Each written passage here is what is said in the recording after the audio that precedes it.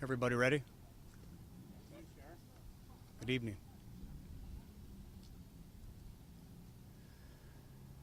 Good evening, everyone. I stand here this evening a very grateful individual that there is no threat to public safety at this time.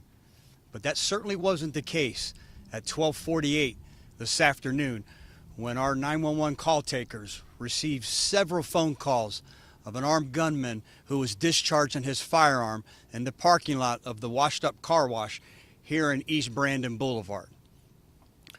Three of our deputies arrived within moments. Matter of fact, one of them, as she was arriving, her vehicle was struck with one of the rounds from our suspect. When you want to talk about the grace of God, here's another prime example. The round hit the vehicle just behind the front seat of the passenger side of her patrol car. A few inches forward, and I'd be sitting here having a much different discussion with you this afternoon. But this didn't stop her. This suspect who tried to kill her, it didn't work.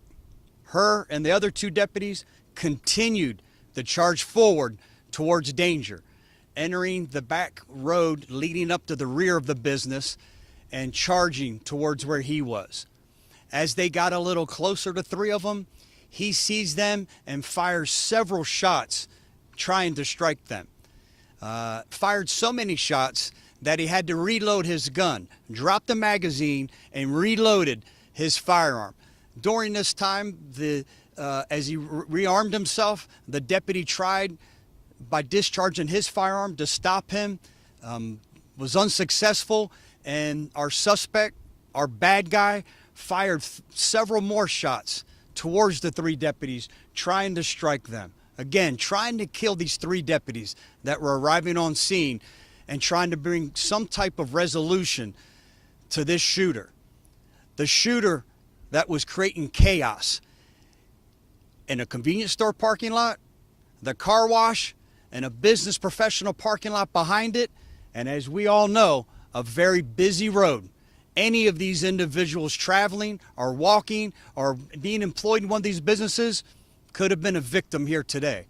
I'm excited to announce that there's no injuries as a result of his actions today. Our suspect immediately returned after he fired those last several rounds to his vehicle, picked up the phone, and called 911, making contact with our dispatcher again.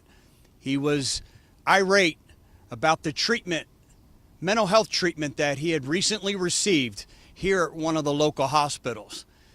We're extremely fortunate that we had a crisis negotiator who was inside the building, who ran upstairs to dispatch, jumped on the telephone with the individual, and started to immediately de-escalate this individual, trying everything we could to assure him that we wanted a peaceful resolution. At some point during the conversation, of this lengthy conversation, he said he wanted help. Our negotiator said, "We will get you that help that you need. You just have to exit the vehicle." He said, "I don't want to get shot."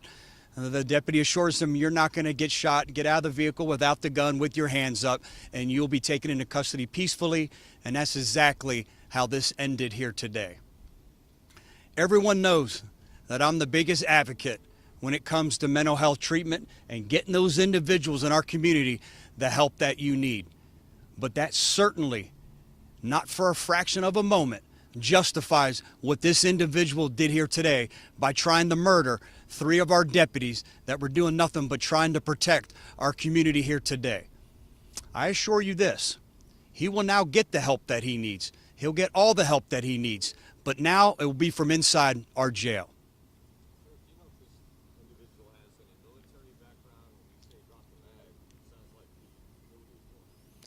Not that we're aware of at that point. We know that he's from South Carolina. We don't believe he's been here long. We're trying to determine that now, but no records so far that we've uncovered, and that certainly could come up later on, of any type of military experience. But he did know enough and was proficient enough with a firearm of knowing that my gun's unloaded, let me reload, and continued shooting. So when he got back in his car, your deputies had eyes on him at that point. You took tactical cover around Correct, along with other deputies that were arriving on scene. All took tactical cover to make sure they were protecting everybody around the businesses. We immediately sprung into action and shut down Brandon Boulevard both ways to make sure if there was an additional gunfire, again, that no one in this community would, no innocent bystander in this community would be injured by it. Other victims in this incident besides your deputies, is that correct? No, fortunately, and I don't know how to explain it, as he was discharging his firearm as indiscriminately as he was as we were getting those 911 calls. Fortunate, again, when I talk about the grace of God, neither of the 3 deputies or any of our community here today was struck by gunfire. So it sounds like he was having a mental health episode, but do you have any idea what initiated it today? We do not. This is the Hillsborough County Sheriff's Office first contact with this individual. We have no idea why his mental state of mind was in some type of peril and some type of crisis. Hopefully we find that out, because I'd like to be the one in line trying to fix it. Sharon, could you make any mention of why here? Did he have any interaction with people here, or any reason for this location? No connection whatsoever to this business that we can determine at this point.